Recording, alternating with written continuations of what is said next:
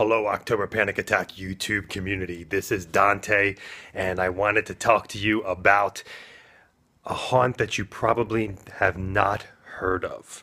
This is a haunt you probably have not heard of. I did not know about it really, and a friend told me about it, and I made sure to go on up and check it out. This is called Valley of Terror. No, not Valley of Fear. Do not get confused with the Bucks County attraction. This is Valley of Terror. And Valley of Terror is located in Westchester, Pennsylvania. And it is, at least coming from like the Philadelphia area, it is a very scary drive getting there. It can be very scary drive getting there. Pennhurst is definitely probably one of the scariest drives I've ever done to get to, but this place is definitely close. It was just really freaky, no lights, empty roads, nobody around, pitch black, one lane bridges, weird animals in the middle of these abandoned like farm roads, and it was just, depending on how you get there, obviously your trip might be different. But anyway, it's in Westchester. But it's like 15 to 20 minutes into this rural part of Westchester that is like, where the heck are we? And it just brought such a great vibe as you were getting there. If you catch my drift, obviously it always does. So we get there and they have two attractions there. And this place is kind of crazy because all of a sudden you see the lights. And your GPS might get a little weird, by the way, so note that. Okay, you might want to try out a couple different routes or whatever. But we get there and we finally see some lights. It's like the only lights on the road for miles. And finally you find lights. This has to be it, right? Valley of Terror. And the Valley of Terror has two attractions. It has the Gateway to Hell and like this zombie safari thing, which is not so much a haunt as it is like one of these zombie themed game rides kind of thing with paintball. So we go here, and when you get out of your car, it's like really tall grass, like kind of reminded me of Winding Brook Farms, like just tall grass. All the lights out here are on generators. So if the generators failed, you would be in pitch blackness all around the park. It's a large amount of space out here, and you hear music being piped on kind of like the speakers that shouldn't be used for music. It's used for like an intercom, like an outdoor intercom or something.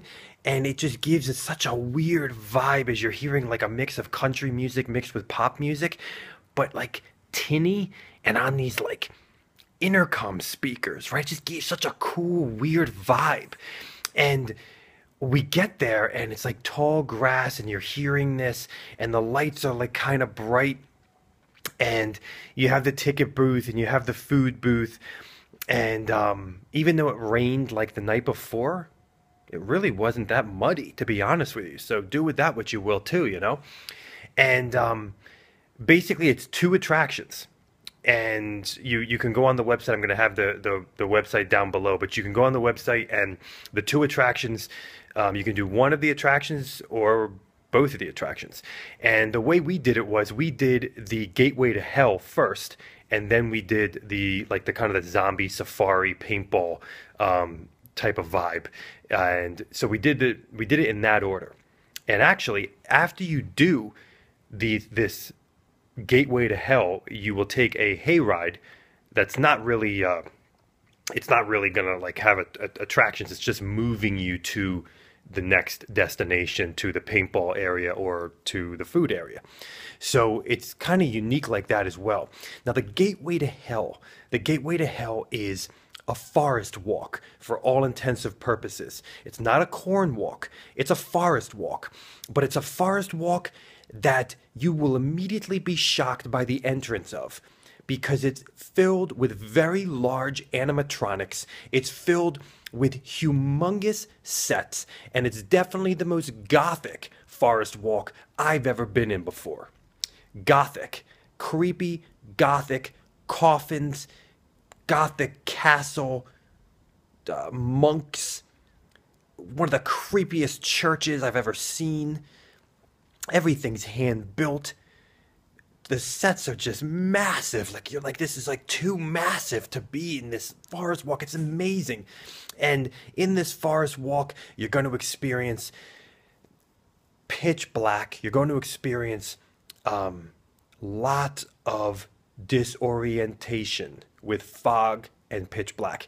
I don't want to give away a lot of stuff, but there is some very unique pitch black that is just really disorienting and really wide open, if you catch my drift.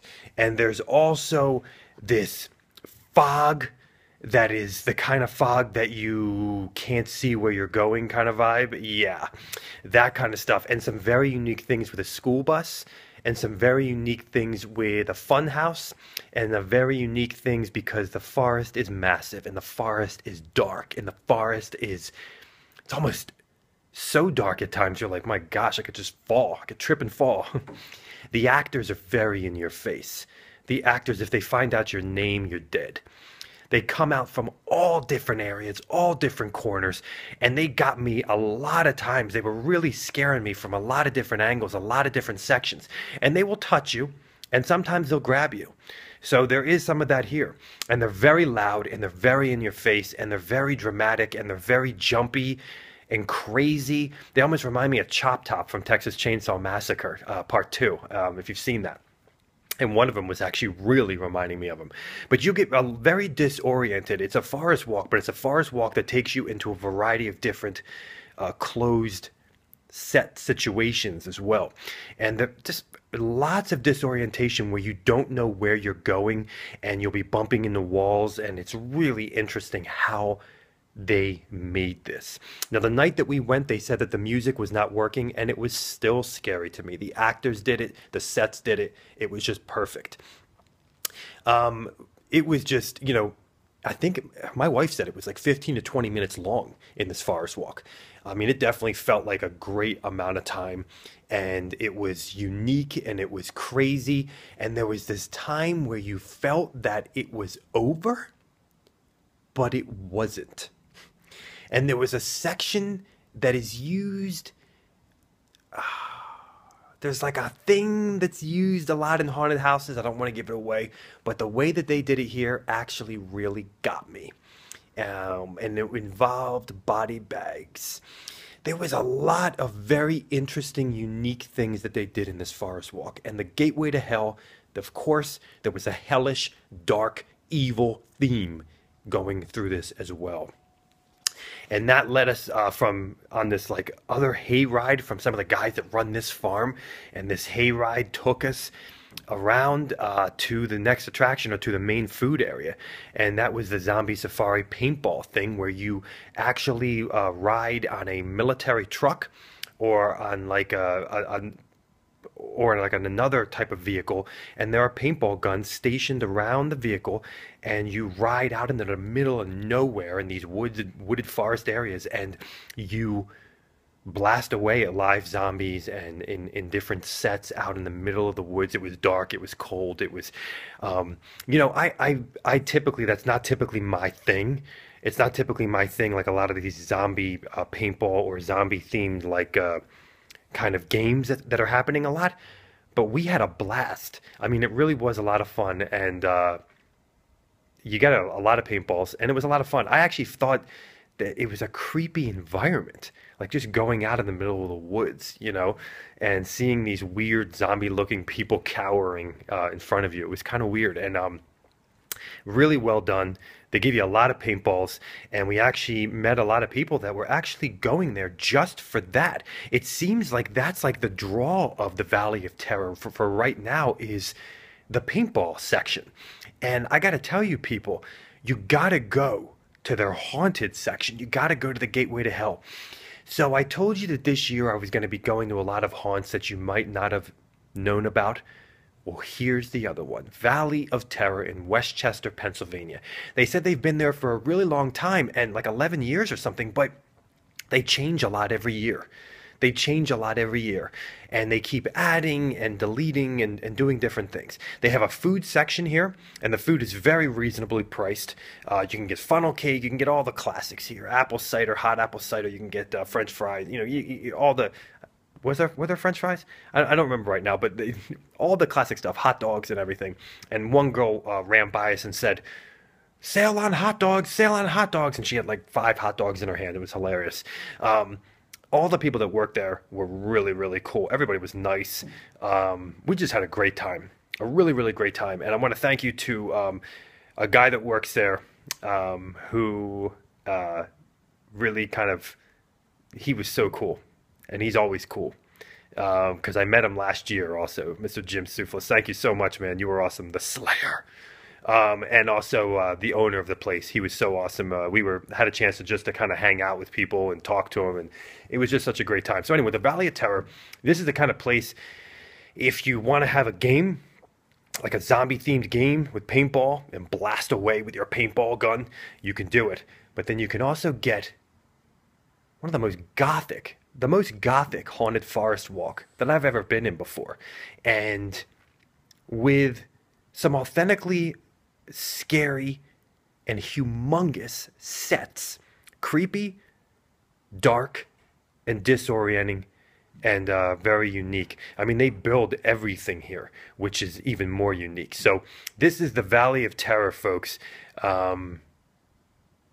We had some scary music playing in the car on the ride home because, like I said, the drive is crazy. So all the information will be down below underneath this video. Thank you so much for watching. I hope you guys are having a magical year. Happy Halloween 2014, people. And here's another one, the Valley of Terror. If you like what you heard, then go check it out. It's out there for you, folks. I'm going to put the website down below. Happy Halloween.